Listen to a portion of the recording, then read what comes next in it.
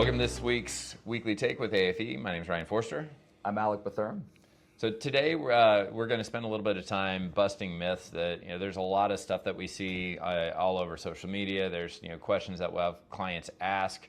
I think one of the most important things to understand is investing, while there's so much statistical relevance that you can look at and keep things very baseline. If you look at the numbers behind it, it's your wealth. So it's very emotional. And people tend to attach to the thoughts, the ideas, and some of the garbage that gets out there ends up being widely adopted as either gospel or it becomes a rule of thumb, even though it makes absolutely no sense for the masses. But whatever. So, Alec, let's what are some of your favorites, and then we'll unpack them.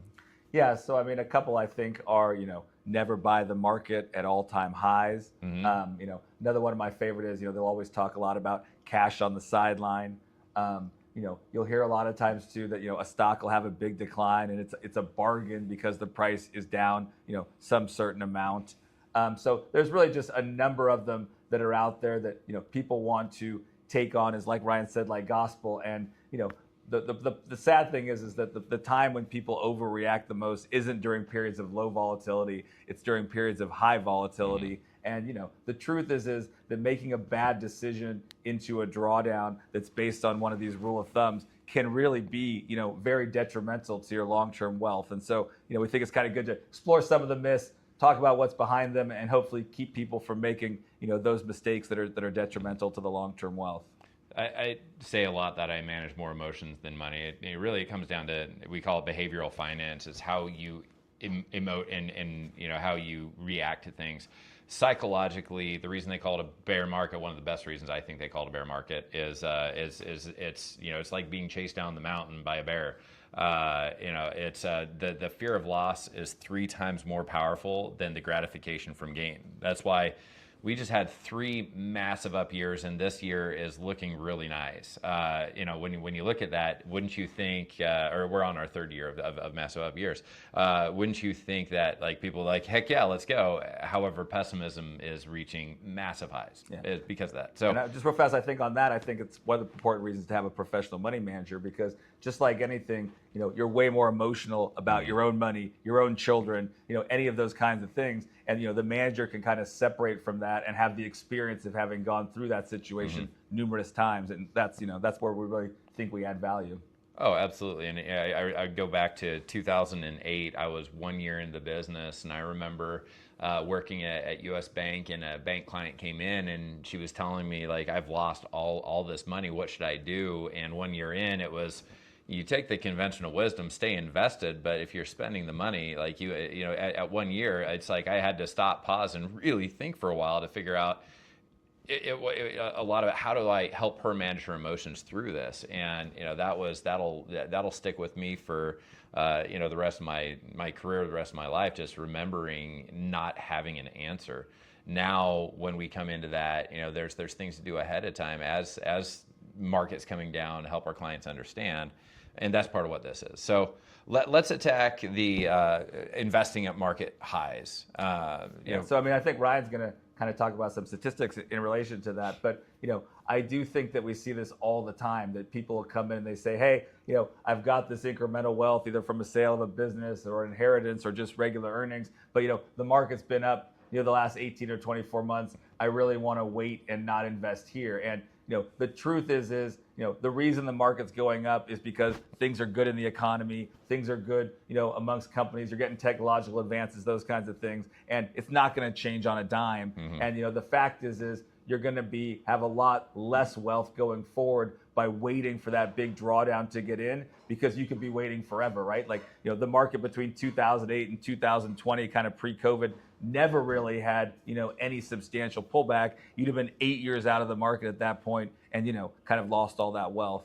Oh, it was the biggest, longest bull market that we've had in history. I had people early in my career saying, "Oh, I'll just put a lot more in. I need to keep my dry powder until we have the big one." And then when the big one happened, which was COVID, it happened so fast at such a meteoric rate that nobody thought that it would stop. And then it came back so fast that unless you were extremely tactical and confident, you missed out. Yeah. And it's that kind of psychological element they call anchoring, which is, whatever that price was initially when you could have invested, until you see that price again, mentally you don't want to be invested. And so now that's how you end up years and years and years without doing anything. The same thing happens on the downside. The market will come down. Somebody will actually sell their securities there, and they'll never get back in because they're waiting for the market to come back to that price, that they sold at before they want to get in again. So. Oh, for sure. So the fun part about investing, first off, statistically versus emotionally are two different things. Statistically, all at once, as long as possible, is the best way to invest. Emotionally, if you invest on a market high and the market has a 10, 15, 20% correction, you feel pretty miserable. But when you look at the statistics, if you look at every 5-year period, you're 82% likely to have invested and made more money on a 5-year period than any other day, including market bottoms, different troughs, different, recovers in the economy. The day that the market at an all-time high is the highest level of validity there. At 1 year, it's still 14% of the time you're going to have that positive return. Over 12% of the time, you're going to have that at any other market day. Where that reverses is in an extreme short time period is the next next 90 days. At 90 days, you're 2%, 3% more likely to have less money, 2% likely to have more money. So when you look at it, it is the day that the market hits an all-time high. And why is that, Alec? Well, I think that, for the most part, right, that, like we just talked about a minute ago, like that momentum kind of situation, and also just, over any longer term time period, this is the reason we like the market in general is, we forget that when we're buying the market, and this is actually one of the myths is, the stock market is the economy kind of thing. They're really very different from each other. The idea that the underlying businesses in the economy are really going to decline by 20 or 25% in value over any short period of time is kind of a crazy thought, right? It's not as if 25% less of the people are going to work or 25% less of the products are innovating or any of those kinds of things. So, the reason why it's okay to keep buying at the highs is because every day, on a global basis, people are going to work to improve their lives, their kids' lives, their businesses' lives, all those kinds of things. So that's why, there's no real reason to think that we're going to go into, we're not going from AI back to starting fire with sticks and stones kind of thing. In general, you're going to get that technology improvement, that business improvement, all those kinds of things. Well, the market is a leading indicator of what investors think is going on in the economy. So think the market is saying what's going to happen tomorrow. And right now we're pricing what's happening for the next 20 years when you look at price to earnings ratios. One of my favorite jokes is that the market has predicted 16 of the last 9 recessions, and because the market will sell off in, this is going to be horrible, and then it's not, and the market comes back. When we look at time frame returns, since 2000, the S&P 500 has returned about 8.3% per year. So when people say that 10% number, it can. 2010 was what? Basically zero over the course of time, depending on what market that you looked at. And that's very important. You hear that all the time, 8-9% returns, but those aren't linear returns. The market's not going up 9. The truth is it's really doing something more like 18, 20, 22, down 30, that kind of thing. And so that's one of the most important things. And another myth, you really do have to be able to hold through those drawdowns. If you're going to be a long-term stock market investor, I can't tell you the reason today, but there is going to be some kind of significant drawdown, over the course of time that you're going to have to endure to get those returns. Well, let's talk about buying cheap, because a lot of people say just buy cheap. You value investor, you buy cheap, and without naming specific companies, what are why does that not work? Yeah, so I think Warren Buffett kind of has a famous quote on that price is what you pay, value is what you get. They're not necessarily interrelated. So a stock that was down 50% from its highs, but maybe the underlying business has deteriorated rapidly, or a competitor came out with a technology that's replacing their technology. Just because you get a significant price decline doesn't mean that stock has any more value than it would, even lower. And we see this all the time. A stock will go from 50 to 25, people will say, oh gosh, look how cheap it is. And today it's $2 or $3. And that's across all kinds of industries, because the price decline doesn't necessarily indicate that it's any better of a value than it was before. I mean, we can look at a couple different electric car companies. We can look at a provider of an electric network, and all of them have like the same over the last 5 to 10 years of that's 50, and you buy this car, oh, they're going to be the next competitor, and now they're at $10 a share. Well, now they're at $2, and there's a lot of examples of that where they keep getting cheaper. You have to look at the fundamentals and where is the company going. You have to analyze and really take time to find out if that's going to work. And I'll be candid, dumpster diving rarely works. When you're finding something that looks like trash, it probably is trash. It doesn't mean it has upside potential at all whatsoever.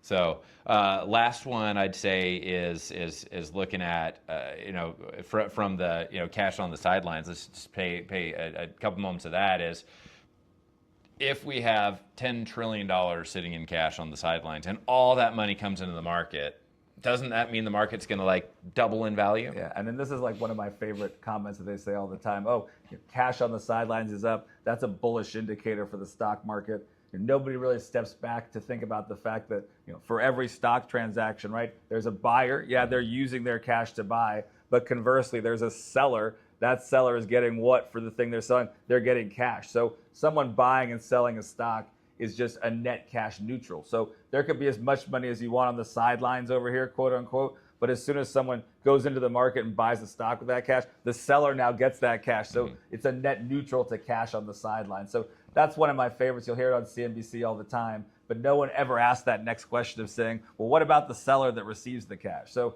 like I said, I would love to see someone do that on CNBC one time just to hear the reaction to the person who says that, says cash on the sideline. Now we can argue investment capital into businesses, into things that there is some credence as a contrarian indicator, because when people are selling their stock and somebody's buying it at a lower value and the prices are going out, and I think that it's a little bit more of a money supply indicator. But when there's idle cash in checking, CDs, in banks doing not much of anything, that's a fear indicator. But you've got to understand that there's both sides of the transaction, and so that's almost a fictitious indicator trying to say that big cash means all that money could come back in. It's the what if indicator. Yeah, I mean, obviously directionally it might be a little bit, but it's not how they're putting it out there that all that money is going to flood into the stock market and push the valuations higher.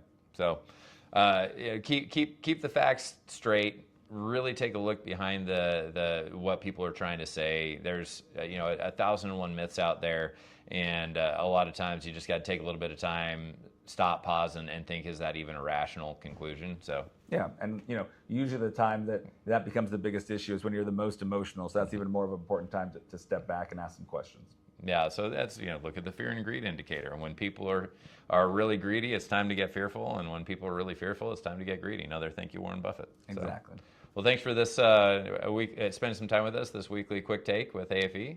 I'm Alec Bethurum. I'm Ryan Forster. Thank you.